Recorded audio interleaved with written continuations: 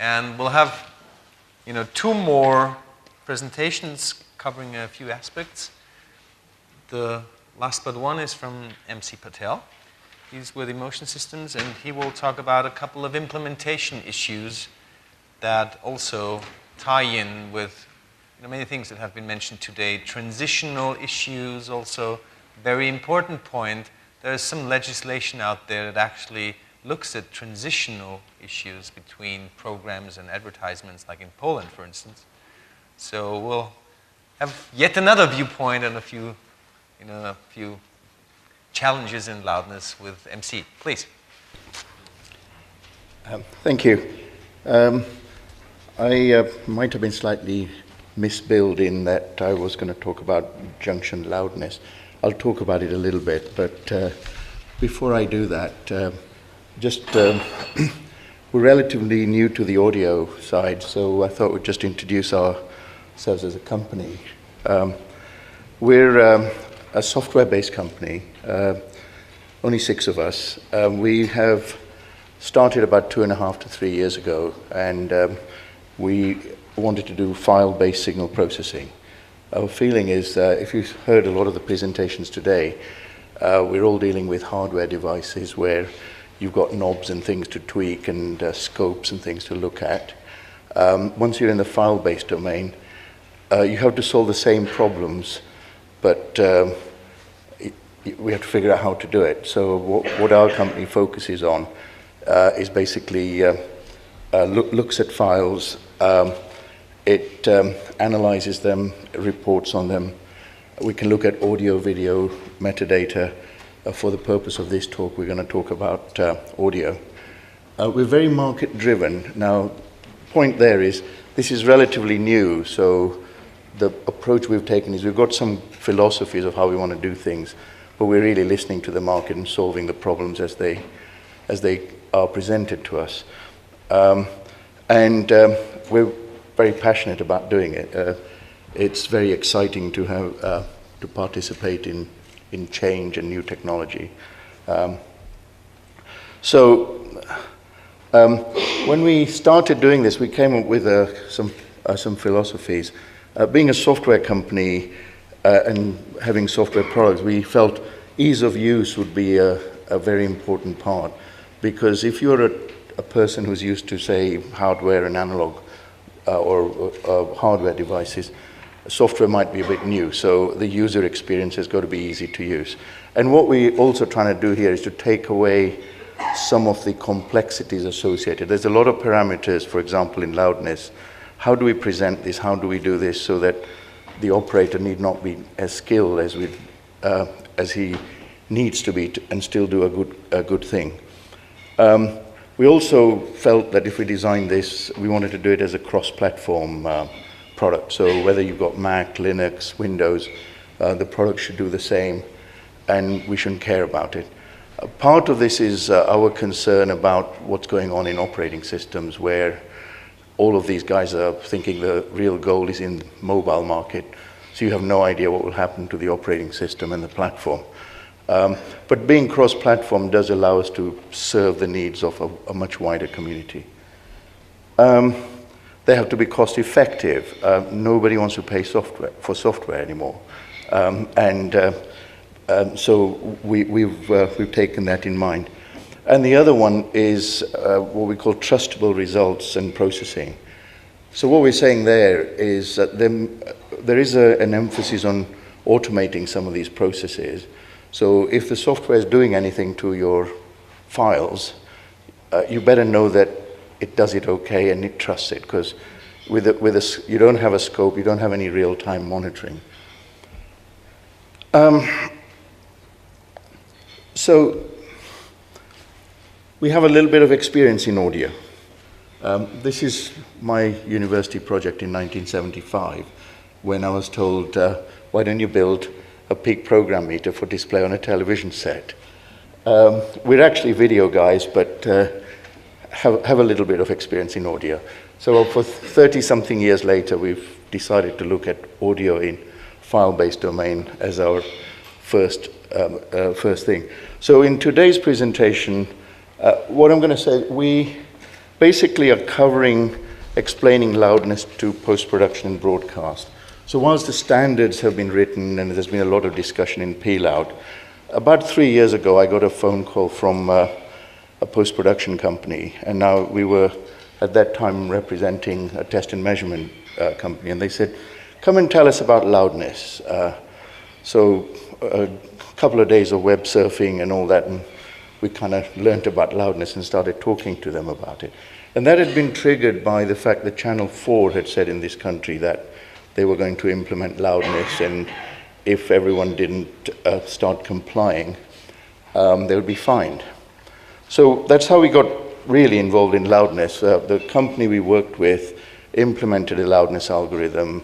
The post guys kicked up such a fuss about this that everyone backed down, and we went back to PPM 6.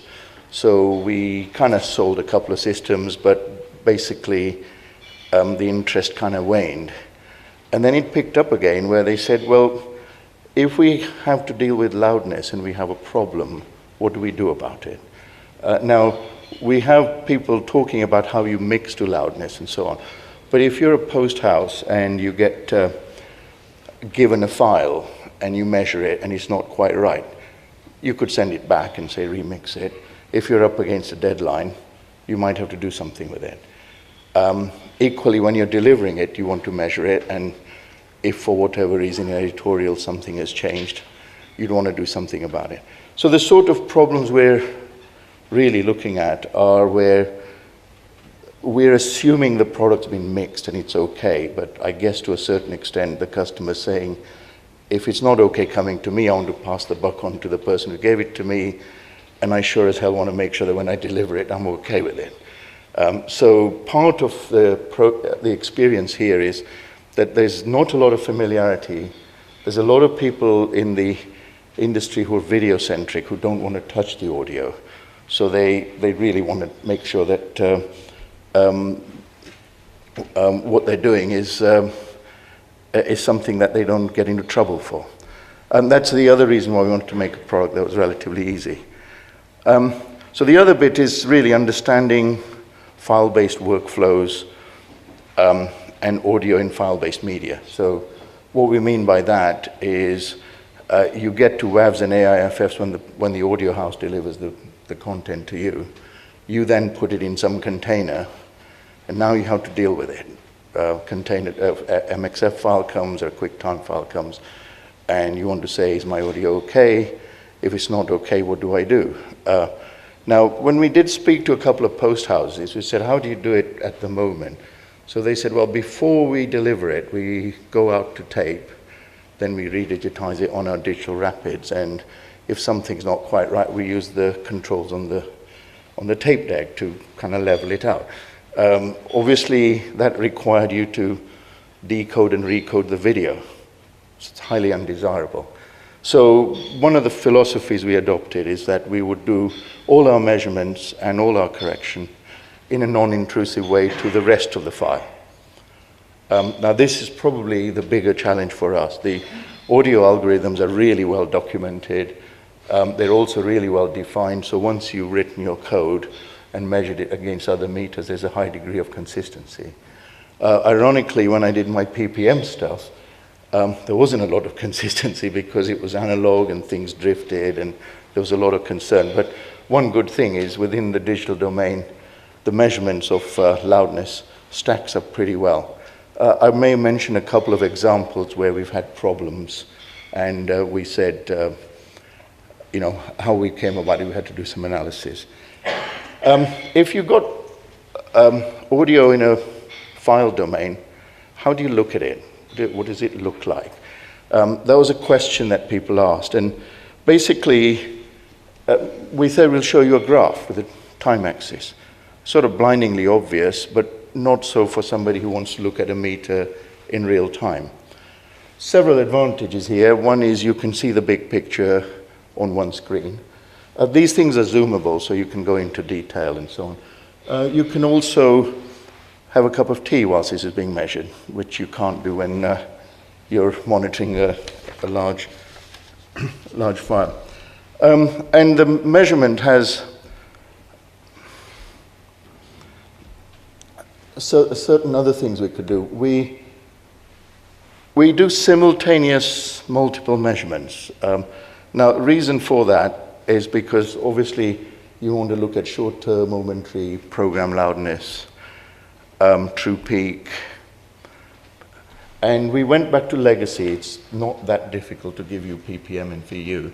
So for those who want familiarity, you can do. So all these measurements can be done with one piece of software. And it can be many times faster than real time. On this little Mac, which is what we used to demonstrate, even with a video file, it can work 4 to 6 times faster than real time. So there are some advantages to adopting this audio in the file-based domain. It can work with audio or media files. So if you've got, as I said, video and audio is embedded into it. Clearly there are certain challenges. So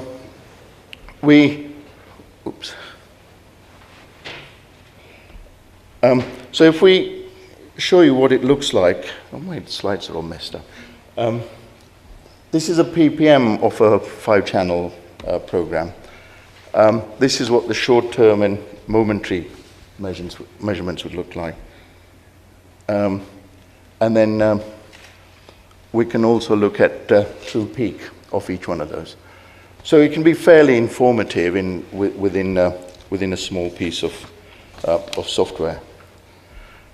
Now, the challenges when we spoke to people with the corrections is we spoke about the standards and how they're converging. But there's still what we call standards within standards. So we have the Mill in the UK and Smoke and Mirrors, very large post houses. They have to deliver commercials for international clients.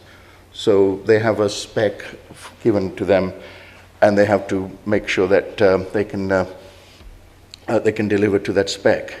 Now, for example, and these are specs that are given to us, a German broadcaster with an R128 has, it's usually to the changes in short-term, momentary, and true peak.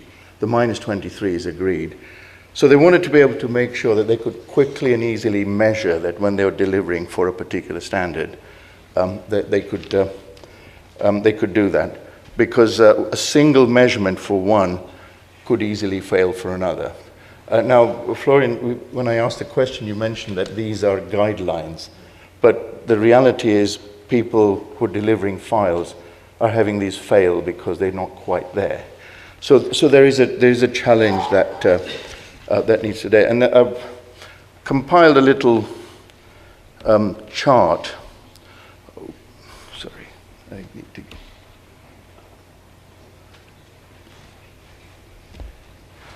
A chart of the different countries with variations within the expectation. So as you can see, the -23 is pretty consistent, but everything else isn't quite. So this was a big concern, and what we've done for that is we created a little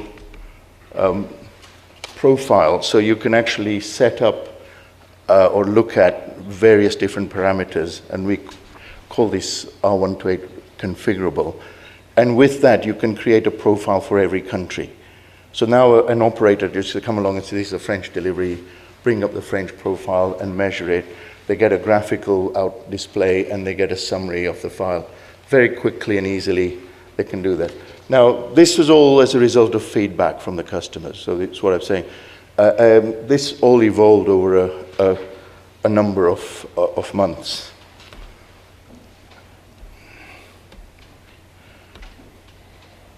So the people we've been talking to, broadly speaking, are post houses, sound houses, broadcasters, content producers. So same loudness issues with the same measurements, but each one of them has a slightly different approach. The post houses are largely concerned about WAV files that come into them and quick times that they generate before they encode them. And the broadcasters is largely MXF. And what we'll go through now is some of the challenges. So the sort of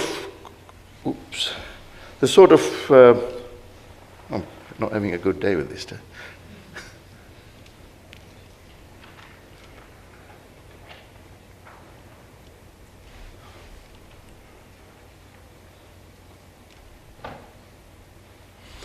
The sort of different types of files that they have to deal with in a file container are mono, stereo, 5.1, 5.1 in stereo, etc. We've looked at up to 16 channels.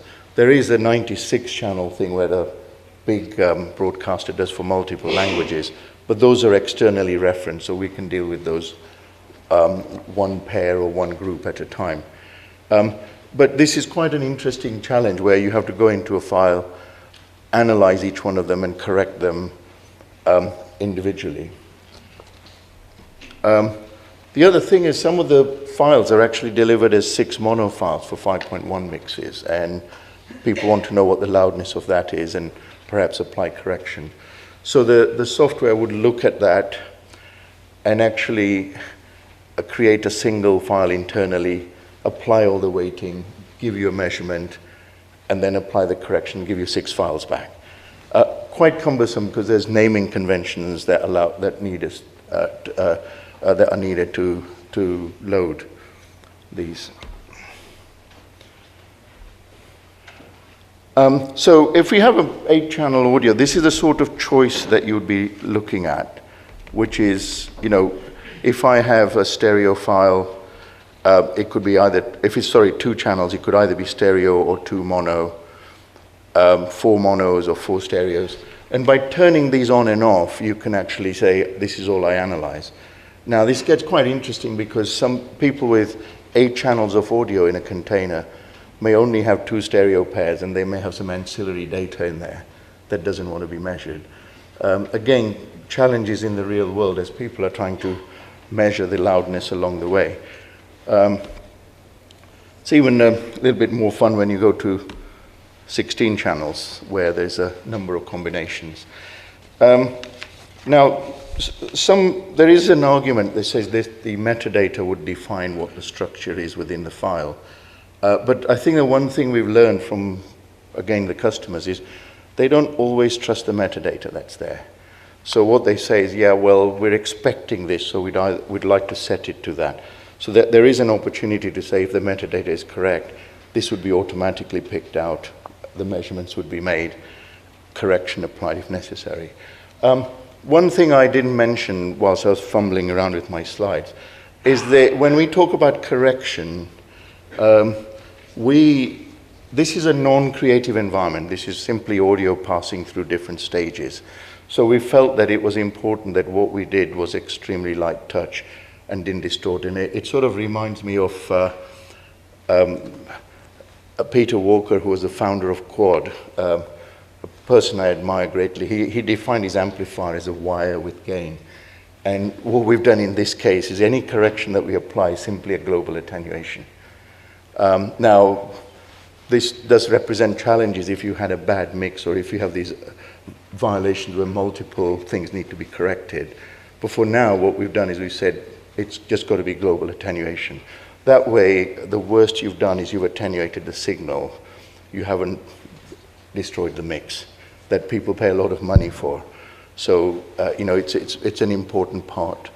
It also makes an editor or a tape operator or machine room operator comfortable about looking at this, trusting the result and making sure it's not doing anything bad to it.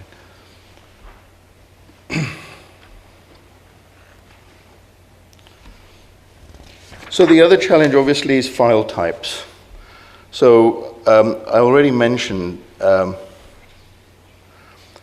we get AIFFs, WAVs, broadcast WAVs, straightforward PCM, not an issue, dealt with very straightforwardly.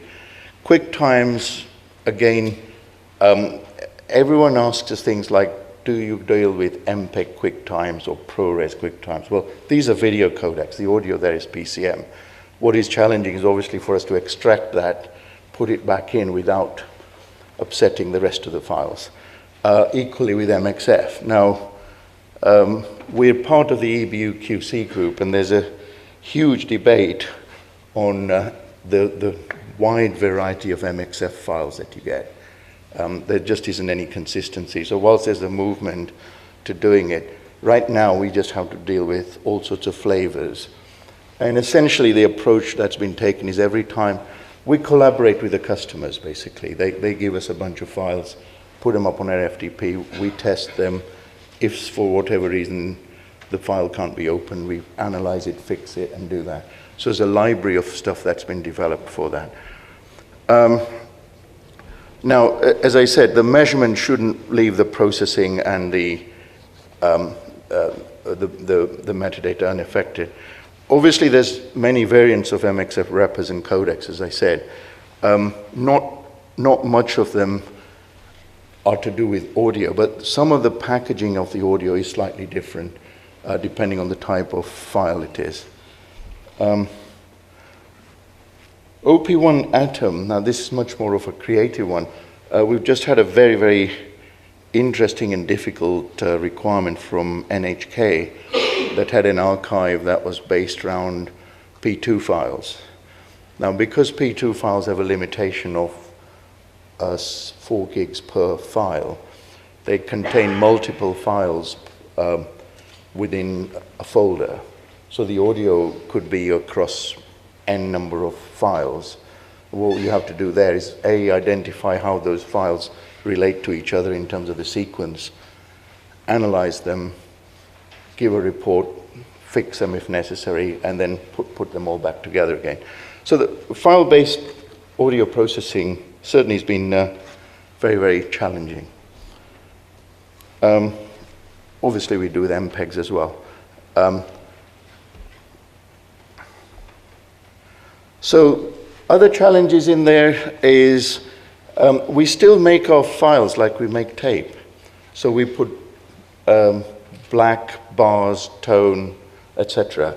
And clearly, if you're going to do any measurement or correction, you really don't want to take notice of that. You really only want to do the essence.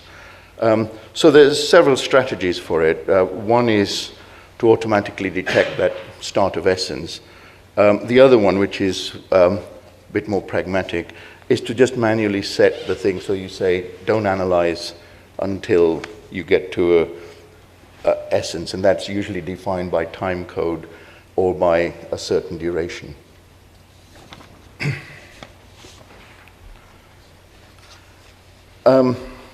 So we've spoken about requirements. So the measurement, I'm repeating myself here, but basically if you measure it, what do we measure it to? And we said that we'd measure to a number of requirements that people have. And that would be just resolved as a profile.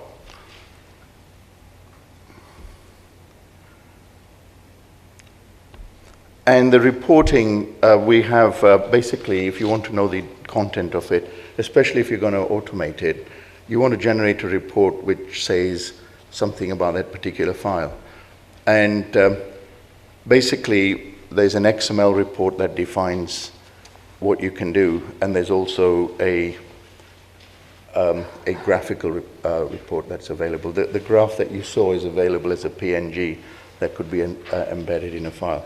So this is just really allows somebody to say, when it left me, it looked like this, or it's not right and it looks like this, and an exchange that can occur that's a little bit more meaningful. From a correction point of view, as I said, if there are errors, then it would be nice to do some correction. We've stuck for simply attenuation or normalization. By normalization, what we're saying is it doesn't have to exceed minus 23. It can be below, and we can bring it up a little bit. When we do this, we don't want to touch the video or audio, so we're not allowed to actually unwrap the entire file and go into a particular domain. And as I mentioned, the ability to only correct what the real essence is. Where does this sort of a tool sit? And well, I guess everywhere where you have a concern is the obvious, but generally at the front end of when files are coming in, when files are leaving, and we have had edit suites where people are either joining things together and therefore they want to do something. Now, as I said, majority of these environments are ones where they're not really qualified to touch the audio. Now, it is always possible to say, well, if the audio is wrong, why don't you go into Pro Tools Suite and do something about it? Well, then you'd have to extract it from this file essence. There is a utility built into this to be able to do that. That's largely because some of the MXF files have to be prepared for audio descriptor work. So you have to take the file out, put the audio descriptor stuff on, then measure it, correct it if required. Some other operational consideration. The measurement and correction really should be something you can trust. There should be no doubt that what you've done to it is something that's credible and believable. And the operational skill requirement must be as low as possible. Now, as I said, this is primarily because we have customers who are processing or examining hundreds and thousands of files, and whilst a lot of them should be correct, there is a matter of not complying. We do have a customer who has several hundred files, and in a week they found that 20% of the files didn't meet spec. Luckily, the way they had set up the watch folders, it was really designed to let the corrected files pass through, fix the broken ones and generate a report, so at the end of the day they could look at it and say which files failed and what they failed. But it didn't stop the process. It just meant that as far as their audio was concerned, they didn't have to be concerned about it. If there was a file that couldn't be opened, then an error message was generated, so you knew that there was a problem with that particular file. But in general, if the levels were slightly off, we just did the corrections. The faster than real time, I mean, this is something that is very possible, but also it's something that's demanded. The NHK requirement we spoke about, for some mysterious reason, they actually gave us a target. It had to be at least 13 times faster than real time. I have no idea where that came from. Now, the other big problem with video files that have audio is that the audio measurement and correction is not that much of a burden, but if you're making a copy of that file because you want to keep the original for whatever reason, then the real performance is limited by how fast you can copy it to make a new file, not to do with the audio processing. The audio processing is just an attenuation, so if you have a gigabyte of data, you attenuate it by it's a gig of operations. That's pretty damn fast with modern processors.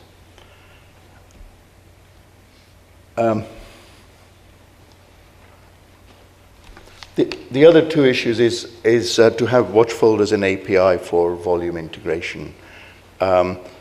We favor the watch folder stuff because as Loudness is being implemented in existing installation, it isn't always convenient to go back to your MAM system provider and say, can you write an interface to this API? So watch folder where stuff goes in and moves out, it just helps the flow of the data. But APIs are available as well.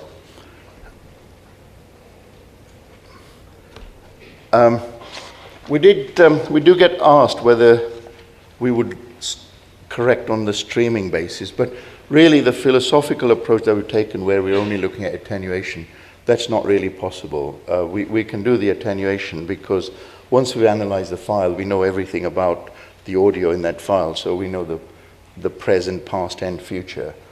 Therefore, it's something we typically don't advocate.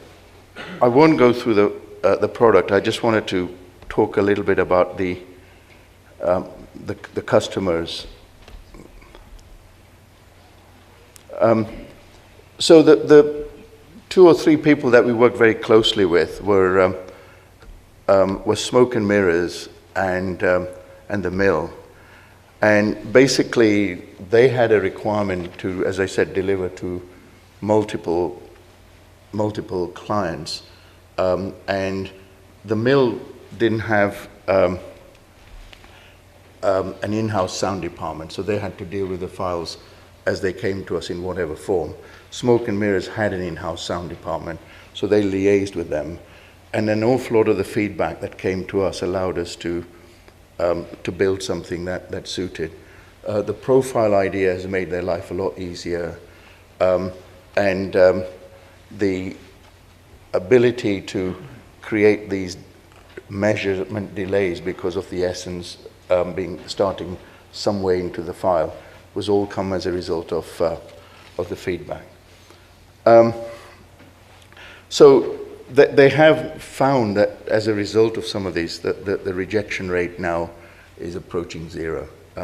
They do have occasional problems that largely to do with the momentary and the short-term loudness. Now, from a broadcast point of view, as I said, when you're a playout center and you're getting a number of files, technical and network services now, they are now Ericsson, obviously. They had a large volume of file, and it's with them that a watch folder-based operation has been established.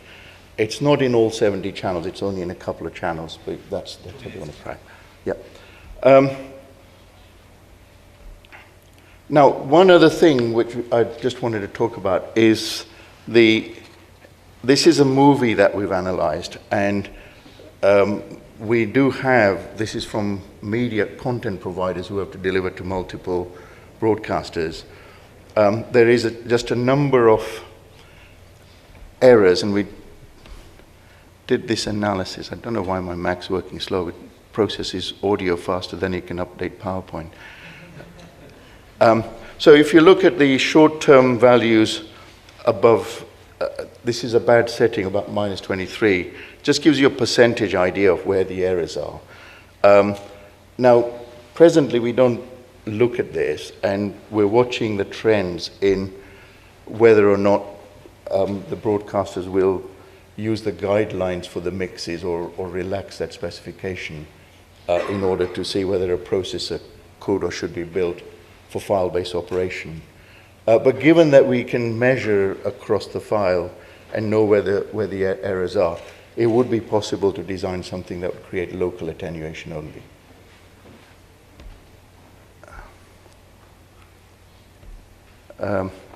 That's my final slide, so if you've got any questions. Thank you.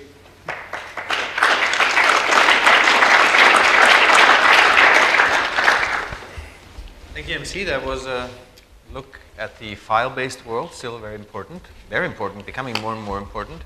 We're doing this in Austrian television too, static attenuation or boost. Basically, we have now decided, especially for commercials, to only do attenuation. So we only apply negative gain because there's this issue coming up more and more now that something is deliberately lower than target level. Yeah. Commercials like the latest McDonald's commercial we had with only low-level atmosphere and one word at the end. And if that is normalized to 23, it's just way too loud. The atmosphere is suddenly at target level.